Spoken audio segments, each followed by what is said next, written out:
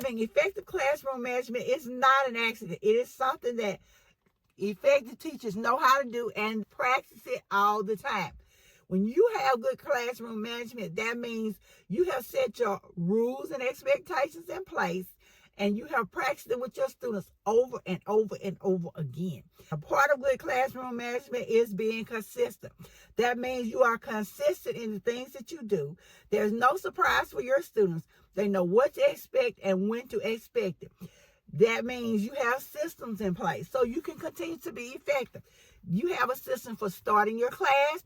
You have a system for ending your class. You have a system for how you do attendance.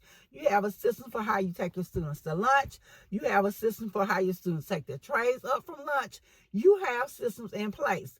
You have expectations. You have expressed your expectations to your students, and you've expressed them more than one time. They know what you expect, so they know what to give you. Once your students know what to expect, because you have continued to be consistent, then you don't have as much chaos in your classroom. Things begin to run smoothly. Before we go any further with this video, if you have not already, please give this video a like, a thumbs up, and that you subscribe so I continue to give you more teaching tips and hacks. And I will see you back in the video. Good classroom management and consistency is making sure that you don't have picks and chooses when it comes to your students. And I know sometimes we say we don't, but in reality, most of us do have a student or two that we like more than the other one. But our students should never know that. Not even the ones that we do like, but a little more than the rest of them. Because if our students feel like that we like so-and-so better, if they get preferential treatment, then they're going to literally shut down because they don't feel like they have a chance. And you know, you for yourself, if your boss has a special teacher that they just love and who's absolutely perfect, you're not going to perform to the best of your abilities because you don't feel like they see or hear you, that you're not going to measure up to what they're expecting. So make sure that you are consistent.